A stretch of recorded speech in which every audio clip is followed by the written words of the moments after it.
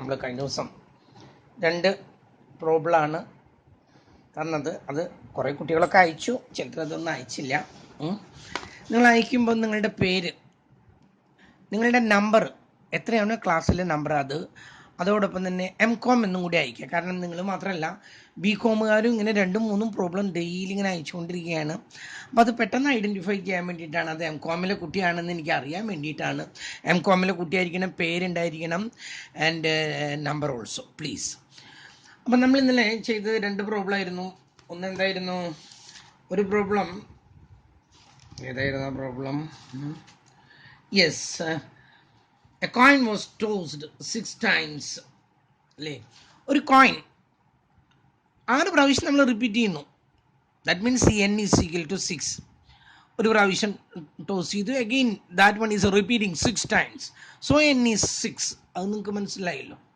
പിന്നെന്താണ്, പിന്നെ പറഞ്ഞിരിക്കുന്നത് what is the probability of obtaining 4 or more heads. നമ്മളിവിടെ നോക്കുക, കോയിൻ എന്ന് പറഞ്ഞാൽ ഉടനെ തന്നെ മനസ്സിലാക്കുക, ഹെഡ് കിട്ടാനാണെങ്കിൽ 1/2, അത് ആണ് അതിൻ്റെ P, ദാറ്റ് മീൻസ് സക്സസ്. അതിൻ്റെ ഫെയിലിയർ എന്ന് പറഞ്ഞാൽ 1 - P is equal to, that is Q, that is also 1/2. Pയും Qവും 1/2 ആണ്.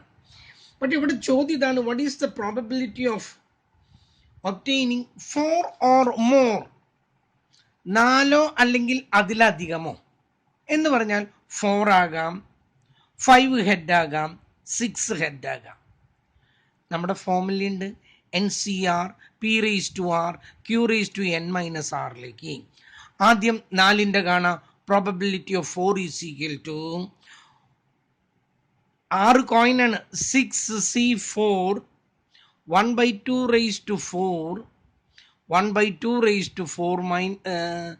6 - 4. ശരിയല്ലേ? Yes, 6 - 4 NC(n-R). ഒരെണ്ണം കിട്ടി. ഇനി നമുക്ക് പ്രോബബിലിറ്റി ഓഫ് 5 കാണണം. നമ്മൾ അതിനെഴുതി 6C5 1/2 into 1/2 6 - 5. ഇനി നമുക്ക് 6 കാണണം. Probability of 6, 6ഉം ഹെഡായിരിക്കണം. അപ്പം നമ്മൾ എന്ത് എഴുതി, 6C6 1/2 6 into 1/2 6 - 6. ഇത് 3ഉം കൂടി കിട്ടിയാൽ, ഇത് 3ഉം കൂടി ഓർ എന്നാണ്, ഒന്നുകിൽ 4 അല്ലെങ്കിൽ 5 അല്ലെങ്കിൽ 6. അതാണ് ചോദ്യം. ആ 3എണ്ണം കൂടി കൂട്ടിയാൽ we will be having the probability of 4 or more. ഇതിൽ ഒരെണ്ണത്തിലൊരു കുട്ടി ചെയ്തതൊക്കെ കറക്റ്റ് ആയിരുന്നു കേട്ടോ, അത് പറയാതെ വയ്യ. പക്ഷേ അതിൽ എഴുതിയിരിക്കുന്നത് 1/2 0 എന്ന് പറഞ്ഞാൽ ദാറ്റ് ഈസ് നോട്ട് 0. കേട്ടല്ലോ, 1/2 എന്ന് പറഞ്ഞാൽ ദാറ്റ് ഈസ് 1. ഞാൻ പ്രത്യേകം പറഞ്ഞു, any number raise to 0 time means 1. കേട്ടല്ലോ, 6 * 1, x⁻0 1, 16 * 1. തലയെല്ലാം കൂടെ ഉറക്കട്ടെ. അവിടെ 0 ആണെങ്കിൽ ഉത്തരം മുഴുവൻ 0 ആയി. ഇൻറ്റു മൾട്ടിപ്ലൈ ചെയ്യുമ്പോൾ ഒരെണ്ണം 0 ആണെങ്കിൽ എല്ലാം 0 ആയി. അതുകൊണ്ട് അങ്ങനെ വരില്ല, ദാറ്റ് ഈസ് 1. ഓക്കെ, ഇനി ഞാൻ ആദ്യത്തെ പ്രോബ്ലം പറഞ്ഞു തരേണ്ട കാര്യമില്ലല്ലോ, അത് നിങ്ങൾ തന്നെ ചെയ്യാം. രണ്ടാമത്തെ ഒരു പ്രോബ്ലം പറഞ്ഞത്, the probability that N evening college student will graduate is 0.4. Evening കോളേജിലെ കുട്ടികൾ ജയിക്കാനുള്ള സാധ്യത ഒക്കെ, ഒരു ജോലിക്കാരായിരിക്കും, അവർക്ക് പഠിക്കാൻ അധികം സമയമൊന്നുമില്ല, അങ്ങനെയുള്ളവർക്ക് വേണ്ടിയിട്ടാണ് നമ്മളിവിടെ ഈവനിങ് ക്ലാസ് ഒക്കെ തുടങ്ങിയത് തന്നെ. ആ ഈവനിങ് ക്ലാസ്സിൽ 1 മണിക്കൂറോ ഒരു ദിവസം 2 മണിക്കൂറിൽ കൂടുതലൊന്നും ഇരിക്കില്ല ഒരു ക്ലാസ്സിൽ, ജോലിയൊക്കെ കഴിഞ്ഞിട്ട് വേണം വരാൻ. ജയിക്കാനുള്ള സാധ്യത 0.4 ആണ്. കേട്ടല്ലോ, ആ 0.4. അപ്പം നമ്മുടെ സക്സസ് കിട്ടി, P is equal to 0.4. അങ്ങനെയാണെങ്കിൽ Q എത്രയാണ്? 1 - 0.4 is equal to 0.6. Pയും കിട്ടി, Qവും കിട്ടി.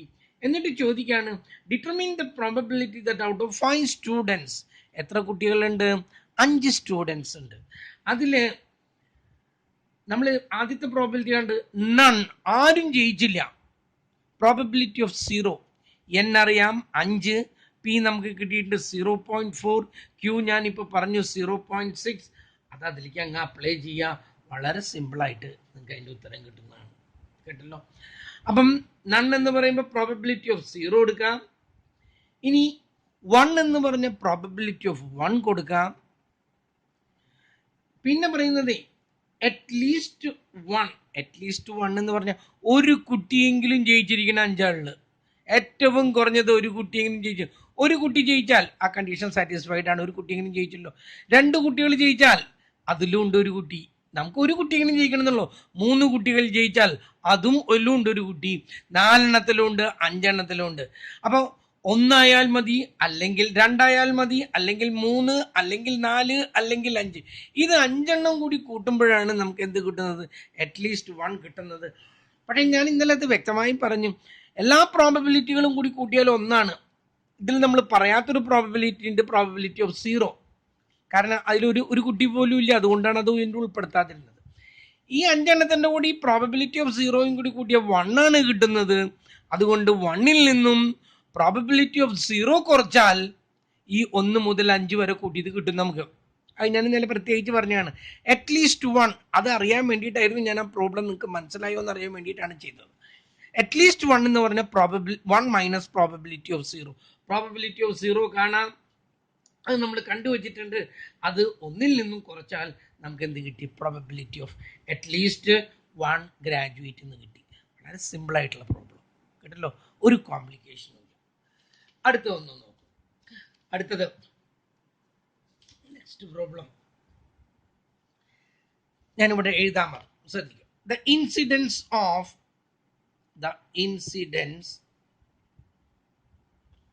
Of occupational disease. ഞാൻ ഇതിങ്ങനെ എഴുതി വെക്കാമായിരുന്നു തുടക്കത്തിൽ, എന്നിട്ട് ക്ലാസ് എടുത്താൽ മതിയായിരുന്നു. ഓട്ടെ, ഞാനത് ശ്രദ്ധിച്ചില്ല. ഒക്യുപേഷണൽ ഡിസീസ് ഇത് ക്വസ്റ്റ്യൻ പേപ്പറിൽ നിന്ന് ആയതുകൊണ്ടാണ്. In an industry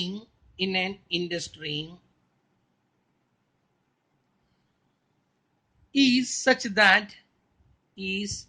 such that workmen have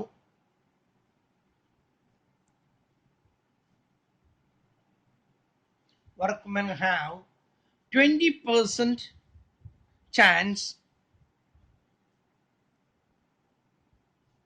of suffering it. ഇനി ചോദ്യമാണ്, what is the probability that out of 6 workers, what is the probability, P എന്ന് ഞാൻ എഴുതിയിട്ടുള്ളൂ കേട്ടോ, out of 6 workers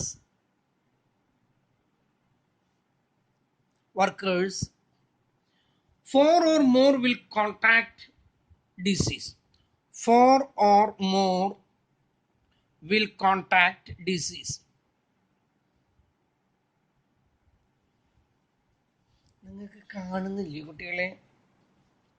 ഇത് കുറച്ച് ഉയരത്തിൽ നിൽക്കുന്നുണ്ടാവും. എനിക്കൊരു സംശയം, തെളിച്ചക്കുറവുണ്ടോ എന്ന്. ഞാൻ വായിക്കാം കേട്ടോ, നിങ്ങളൊന്ന് ശ്രദ്ധിക്കാം. 4 or more will contact the disease. ഞാൻ ഇതിങ്ങോട്ട് നീക്കി വെക്കാം. കാരണം ഞാൻ ഇന്നലെ വരെ ചെയ്തിരുന്ന ആ മൊബൈൽ നാശമായി. അതിലാണ് ഞാൻ സ്റ്റോറേജ് കണ്ടമാനുണ്ടായിരുന്നു.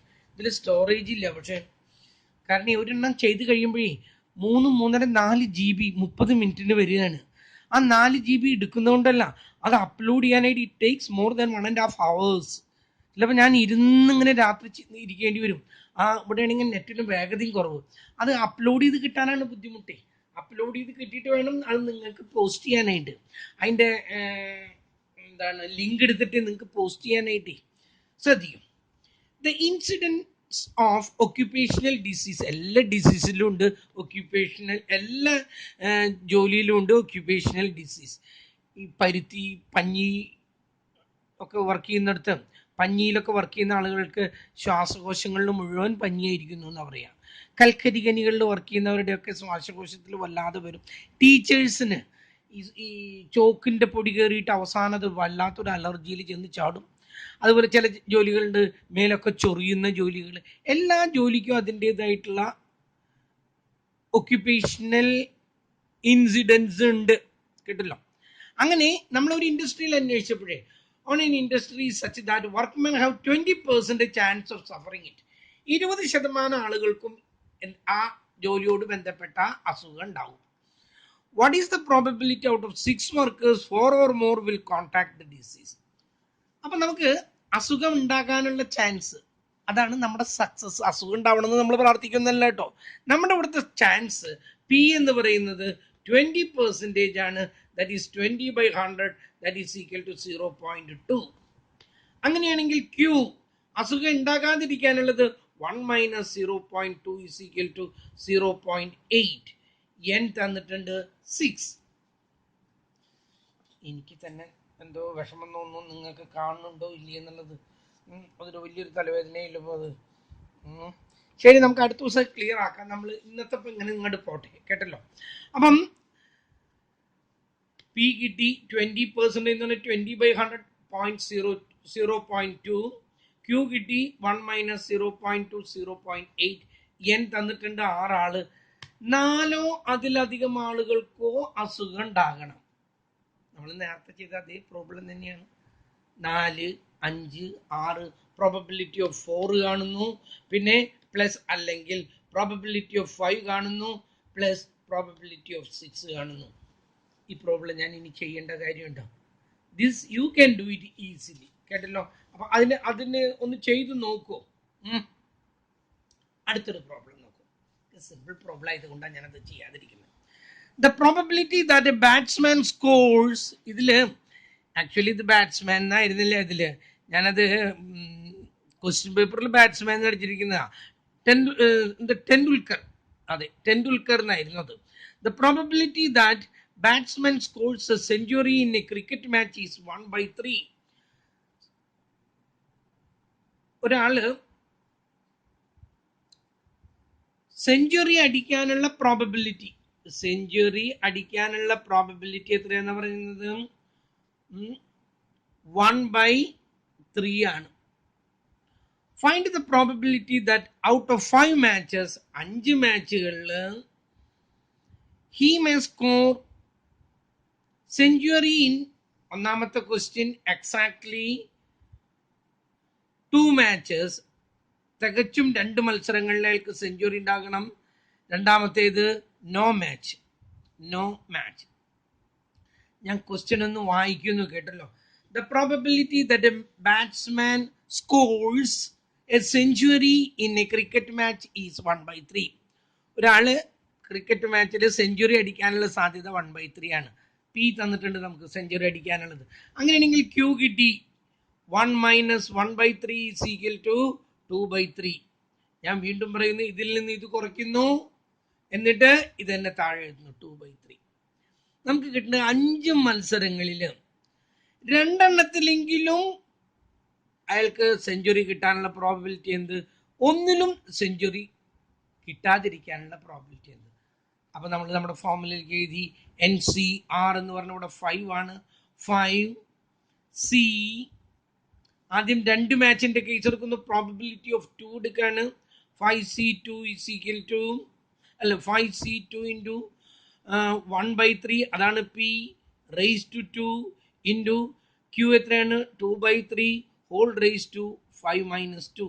ഇത് സോൾവ് ചെയ്താൽ 2 മത്സരത്തിൽ നിനക്ക് ജയിക്കാനുള്ള സെഞ്ചുറി കിട്ടാനുള്ളത് കിട്ടി. അടുത്ത എന്താ പറയുക? നോ മാച്ച്, ഒരു മത്സരത്തിലും ഇല്ല. 5C0 1/3 raise to 0 2/3 raise to 5 - 0. 5C0 ഇത് 1 ആണ്. നിങ്ങൾ കണ്ടുപിടിച്ചിട്ട് ബുക്കൊക്കെ നോക്കി കുറച്ച് നേരം കണ്ടുപിടിക്കുക. ഇതാണ് എനിക്ക് അറിയേണ്ടത്. 1/3 റേസ് ടു 0 ദാറ്റ് ഈസ് 1. മറക്കരുത്, ദാറ്റ് ഈസ് 1. കേട്ടല്ലോ. ഇവിടെ ഇത് 1 ആയിരുന്നെങ്കിൽ ഉത്തരം 1/3. ഇത് 0 ആണെങ്കിൽ ഇതിന്റെ ഉത്തരം 1. ഓക്കെ, ഇനി ഇതങ്ങ് സോൾവ് ചെയ്താൽ രണ്ടാമത്തെ ക്വസ്റ്റിന്റെയും പ്രോബ്ലത്തിന്റെയും ഉത്തരം കിട്ടി. ഇനി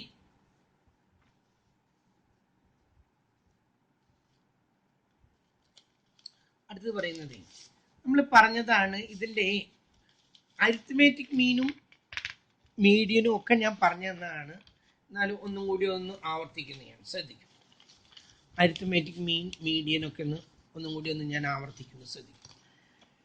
ബൈനോമിയൽ ഡിസ്ട്രിബ്യൂഷന്റെ അരിത്മെറ്റിക് മീൻ എന്ന് പറഞ്ഞാലും ഒക്കെ ശരി തന്നെ, is equal to N into P. ഇതിന്റെ standard deviation is equal to root of NPQ. ഇതിന്റെ variance is equal to N P Q. ഇത് മൂന്നും നിങ്ങൾ അറിഞ്ഞിരിക്കണം. ഇത് ഇതിന്റെ ചില ക്യാരക്ടറിസ്റ്റിക്സ് ആണ്. ക്യാരക്ടറിസ്റ്റിക്സ് എന്ന് പറഞ്ഞാൽ മീൻ, മീഡിയൻ, മോഡ് എന്നൊക്കെ കേട്ടിട്ടില്ലേ? Standard deviation, variation, all these things are known as the characteristics of a distribution. Binomial ഡിസ്ട്രിബ്യൂഷന്റെ 3 ക്യാരക്ടറിസ്റ്റിക്സ് ആണ്. ഒന്ന് മീൻ എന്ന് പറഞ്ഞാൽ n into p, standard deviation root of N P q, n into p into q, variance എന്ന് പറഞ്ഞാൽ ആ root അങ്ങ് എടുത്തു കളയാം.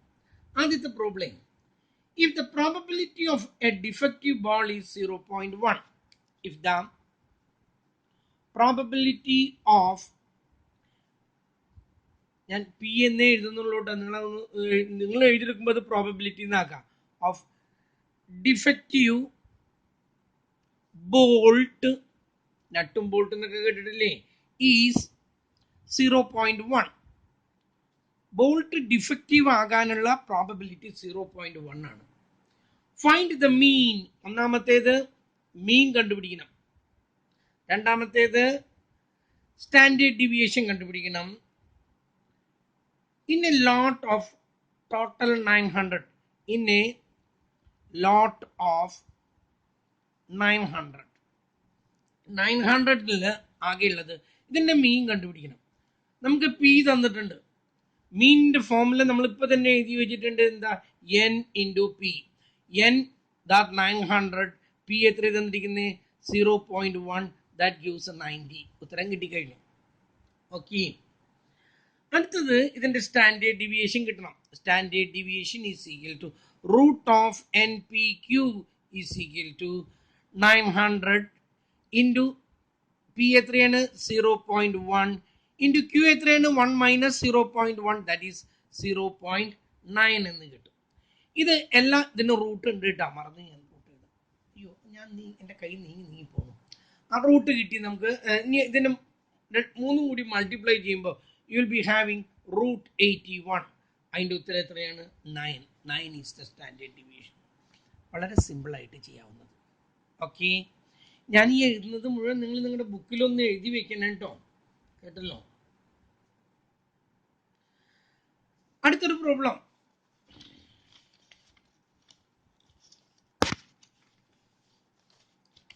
ഇതിൽ തന്നെ അടുത്ത പ്രോബ്ലം പറയുന്നത്,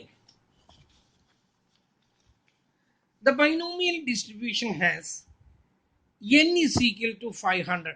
ബൈനോമിയൽ ഡിസ്ട്രിബ്യൂഷന്റെ n തന്നിട്ടുണ്ട് 500, p തന്നിട്ടുണ്ട് നമുക്ക് നേരത്തെ തന്ന അതേപോലെ തന്നെ 0.1. Find the mean and the variance of the distribution. ഇതിന്റെ മീനും കാണണം, വാരിയൻസും കാണണം.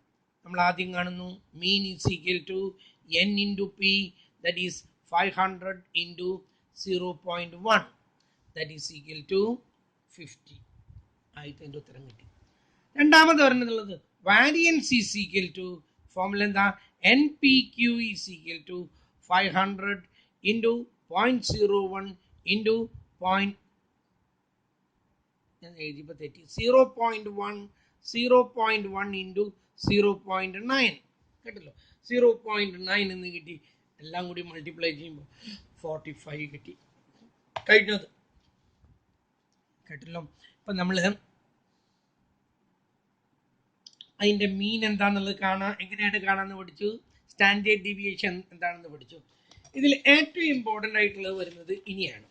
ഏറ്റവും ഇമ്പോർട്ടൻ്റ് എന്ന് പറഞ്ഞാൽ അത് ഫിറ്റിംഗ് എ ബൈനോമിയൽ ഡിസ്ട്രിബ്യൂഷൻ. ഒരു ബൈനോമിയൽ ഡിസ്ട്രിബ്യൂഷൻ എങ്ങനെയാണ് ഫിറ്റ് ചെയ്യുന്നത് എന്നാണ്. ഞാനൊരു പ്രോബ്ലം ഞാൻ ആദ്യം ഒന്ന് വായിക്കാം. അല്ല, ആദ്യം തന്നെ ഒന്ന് പറഞ്ഞോട്ടെ.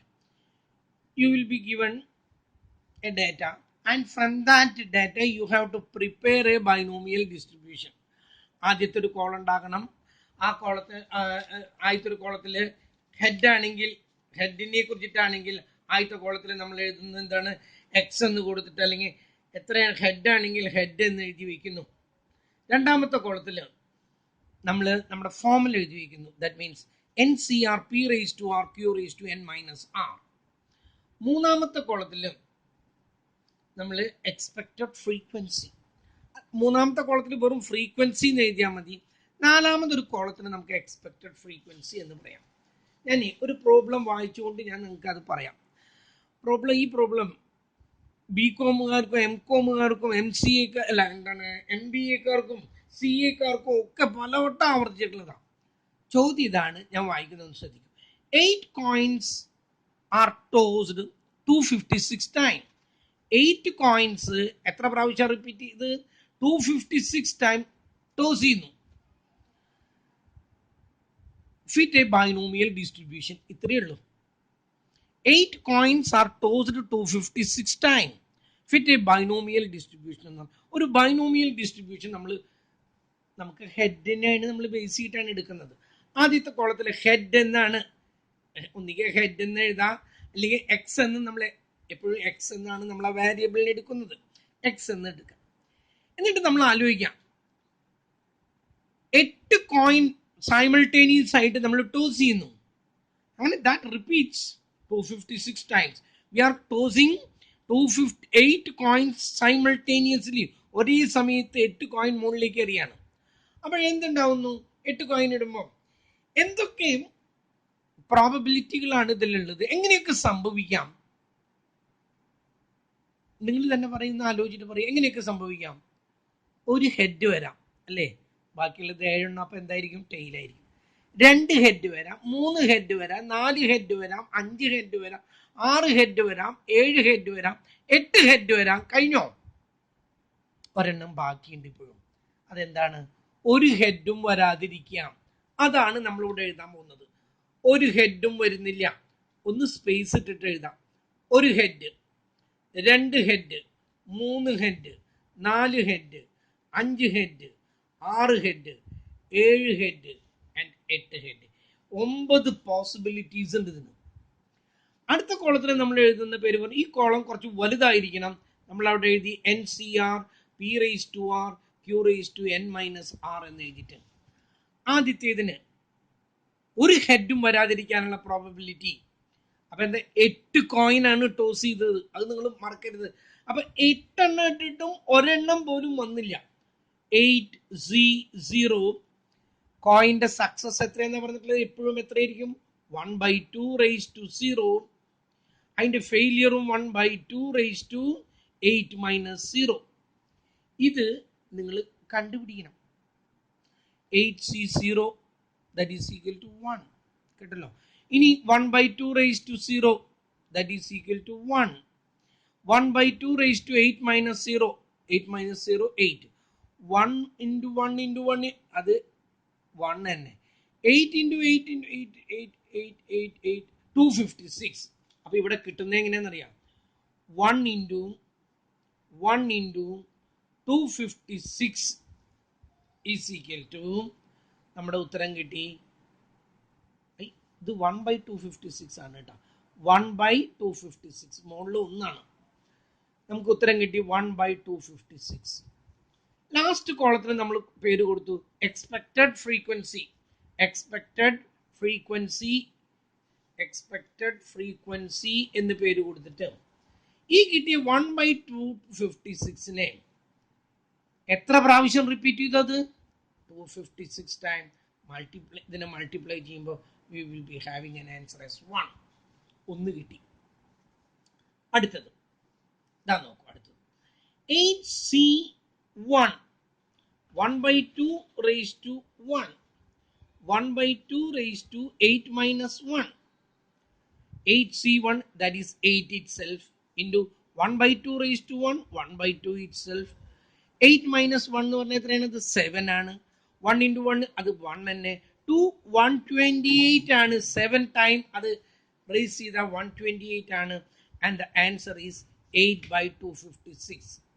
ലാസ്റ്റ് കോളം 8/256 ഇൻറ്റു 256 ക്യാൻസൽ ചെയ്ത് പോയി 8. രണ്ടാമത്തേതും കിട്ടി.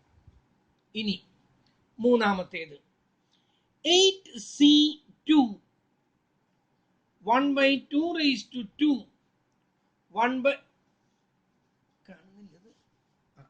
8C2 1/2⁻2 1/2⁸8 - 2 is equal to 8C2.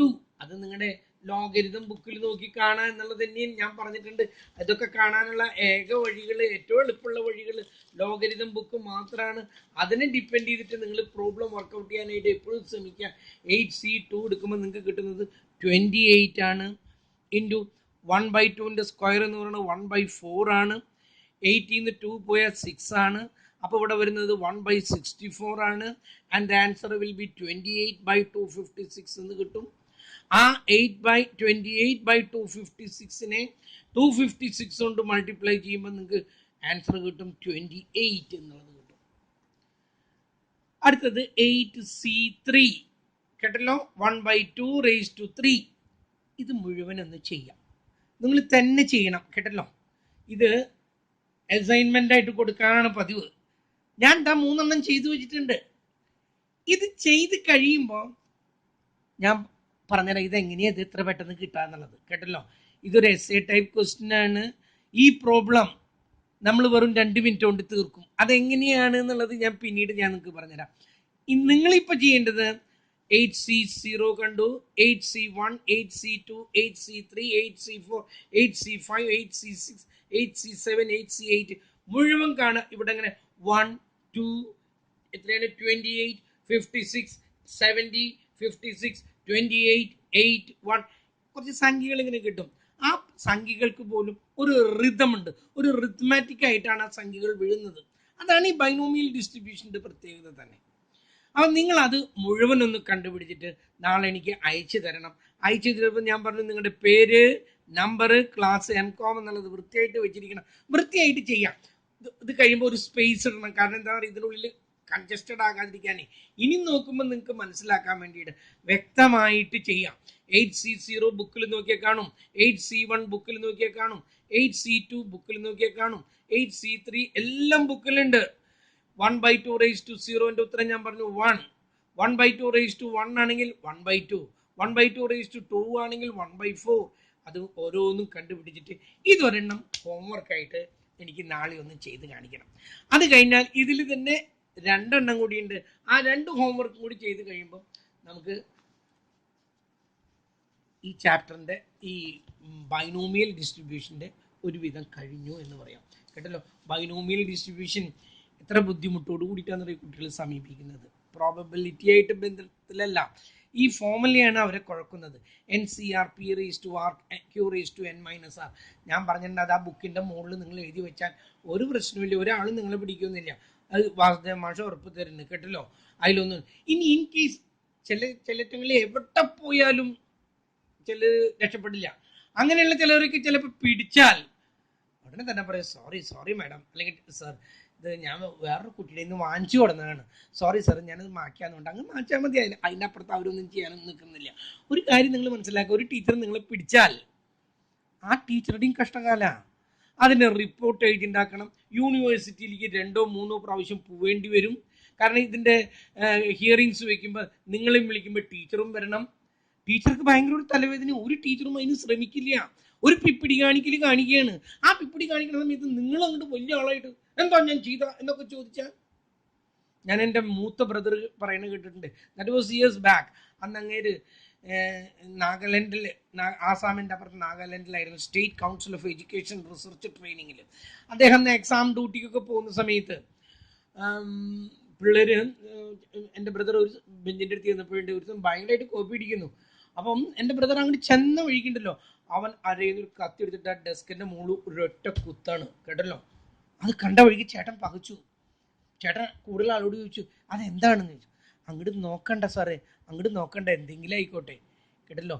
അയാളാണ് പിന്നീട് ആ നാഗാലാൻഡിലെ മുഖ്യമന്ത്രിയായ മനുഷ്യനാണ് കേട്ടല്ലോ. അത്രയും ഇതാണ്. അല്ല, അങ്ങനെയൊക്കെയാണ് കാര്യങ്ങൾ. അപ്പം അവർ നിങ്ങളൊന്ന് പിപ്പിടി കാണിക്കുന്നു എന്നുള്ള, അതിൻ്റെ ഒപ്പം നിങ്ങൾ കത്തിയെടുത്ത് കാണിക്കാനോ അല്ലെങ്കിൽ തട്ടിക്കയറാനോ നിൽക്കണ്ട. നിങ്ങളൊന്ന് താന്നു കൊടുത്തു, സോറി മാഡം ഞാൻ ഇങ്ങനെ ഒരാളുടെ സമയത്ത് ബുക്ക് കടം വാങ്ങിച്ചാണ്, ഞാൻ കണ്ടില്ലേ മാഡം, ഞാൻ മാറ്റാന്ന് പറഞ്ഞാൽ മതി. ഞാൻ പറഞ്ഞല്ലോ അങ്ങനെയൊന്നും പിടിക്കൊന്നുമില്ല, നിങ്ങൾ ധൈര്യമായിട്ട് എഴുതിയിട്ട് കൊണ്ടുപോവുക. പിന്നെ ഈ പ്രോബ്ലം ഇത് ഈ എഴുതി വെച്ചോണം എന്നല്ല കാണുന്നത് കേട്ടോ. ഇതിനേക്കാളും സിമ്പിളായിട്ട് ഇത്രയും കോംപ്ലിക്കേറ്റഡ് ആയിട്ട് ഒരു പ്രോബ്ലം നമ്മൾ വെറും 2 മിനിറ്റ് കൊണ്ട് നമ്മൾ ഈ പ്രോബ്ലം ചെയ്യും. That we will see the next day. ഞാൻ ഇന്ന് ക്ലാസ് നിർത്താണ് കേട്ടാ. Okay, that's all for today.